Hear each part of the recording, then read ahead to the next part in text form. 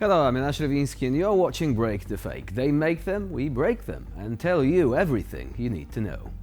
Now, we all love funny, entertaining people, and witty, surprising humor is particularly valued.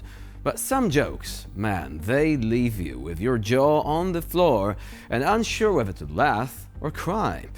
In that vein, check out the latest from one of the Kremlin's principal mouthpieces. And here is a quote. "I don't know any other country where people breathe so freely," he said about, yeah, you guessed it, about North Korea. Я другой такой страны не знаю, где так вольно дышит человек. Узнаете, именно эта мелодия сейчас здесь звучит на площади Ким Ир Сена.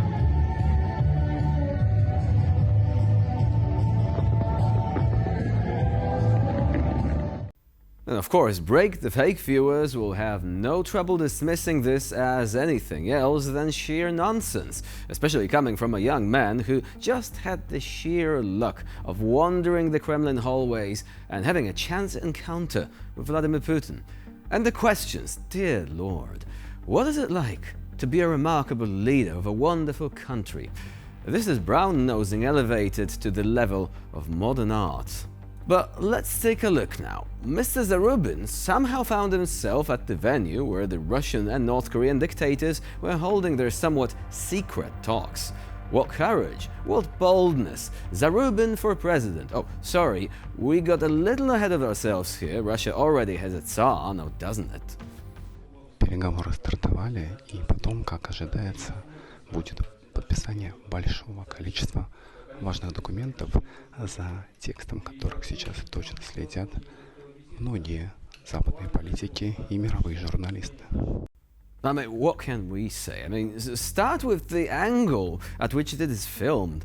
It's weird, unless this guy is a hobbit or something like that. And also, the whole thing looks like a scene from a family powwow, which one of the kids secretly infiltrated to eavesdrop, right? That's another version we could have, one that's not related to Tolkien. But however, it turns out that mom and auntie were just discussing baking recipes instead. Boring. Moving on south, we follow Comrade Tsar on his second stop in his tour of East Asia, namely Vietnam. Coinciding with the trip, the Vietnamese state newspaper published a piece allegedly penned by Vladimir Putin himself, which really worked the propaganda narrative about friendly relations between brotherly nations and attempts to build a new international order. In his piece, Putin, so talented that even quantum computers can't actually grasp the extent of his skills, made references to the historical memory of the support of the Soviet Union for Vietnam over the course of the war, which he called a valiant struggle against foreign invaders, and mentioned the 13th anniversary of the treaty that established friendly relations between the Soviet Union and Vietnam.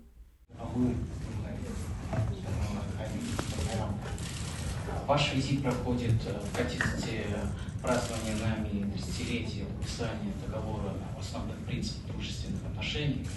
Now, as Putin grows in years, his grand idea of rebuilding the Soviet Union blooms ever stronger. He wants to see the Russian Empire resurgent, spanning continents, like in George Orwell's infamous novel.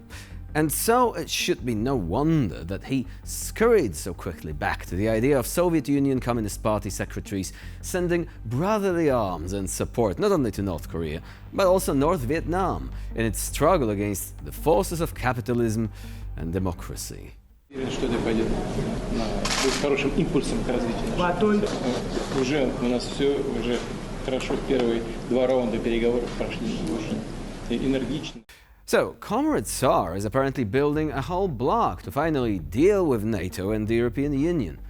What he doesn't seem to be aware of is that a half a century has passed since those so-called glory days, and the world looks a bit different than it used to.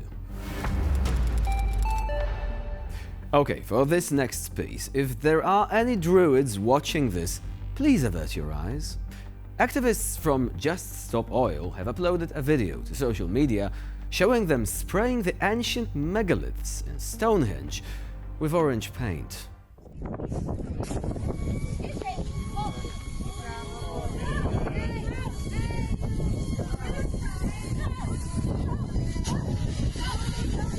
Hey!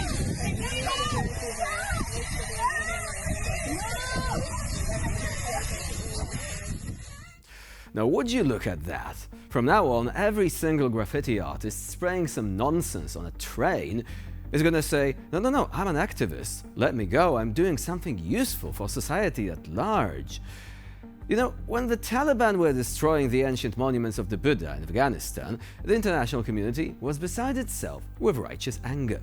Curiously, nobody called them religious activists, but outright terrorists.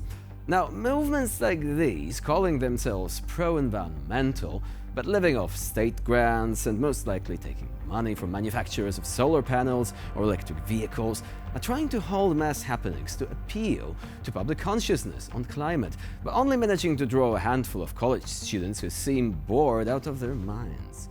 So, as an apparent change of tack, someone decided that crowds were no longer necessary. All a happening would now require is targeting a poorly guarded museum, or, as in this case, a landmark. Now, how long is this going to last? Probably until the media keep calling these people activists, and until the punishment for vandalizing priceless cultural heritage is as low as just receiving a fine and walking away. Terrorists of all stripes also hide behind fighting for a better world. We're not saying they are terrorists, they are not using violence, but you see, there is a question of mentality there. So let us not ponder the motivations behind destroying some of our most precious artifacts. Instead, a prison sentence for those involved might be a better option. Just make sure the prison building is not a historical monument and does not contain any artifacts or valuable artwork. Yesterday, Ukrainian MP Oleksiy Goncharenko addressed the president of the Russian Federation, Vladimir Putin, a dictator, really, and the chairman of the Russian State Duma, Vyacheslav Volodin, in a speech delivered at the Ukrainian parliament.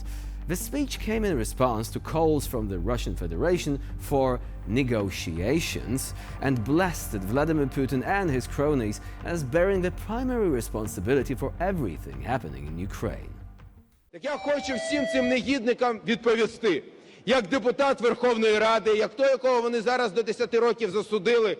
Ідіть нахуй, клоуни, я хочу сказати Володіну, Путіну і всій цій шоблі, які ставлять нам якісь ультиматуми. І ми не просто вас посадимо, а ми вас повісимо на стовпах. І ми до всіх до вас доберемося за все те, що ви зробили з нашою державою. І ви це нам пам'ятайте. Now, Mr. Goncharenko is a frequent guest on our show, but if you didn't know, a Russian military court sentenced him in absentia to 10 years of imprisonment after he was found guilty of spreading fakes based on political hatred, justifying terrorism and inciting hatred with threats of violence. Watching this video, you can feel the sheer fatigue of Ukrainian MPs fed up with the war and with Putin, who still goes basically unpunished and still dictating the rules how he sees fit. To that, Goncharenko had a pretty clear answer. Speaking of Ukraine, President Volodymyr Zelensky has now signed a new law, allowing certain categories of prisoners to be pressed into the ranks of the armed forces of Ukraine. And you know, I think we heard this somewhere before. So, a handful of data points.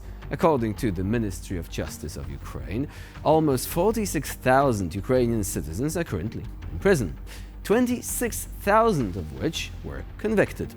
The remaining 20,000 are awaiting sentencing, but past legislation excluded them from the draft.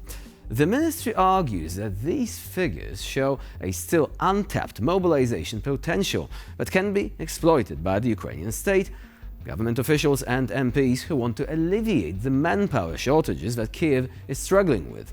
Let's take a look at what the commander of the 2nd Battalion of the 3rd Separate Assault Brigade, Dmytro Kukharchuk, who personally communicates with candidates who express a desire to enter service in exchange for release from prison, had to say about the issue. Насправді приїжджаємо, спілкуємося з великим загалом, потім з кожним з них проводимо особисті співбесіди. На співбесідах враховуємо велику кількість моментів, починаючи з, власне, статті, з фізичного стану, стану здоров'я і морально-психологічного стану.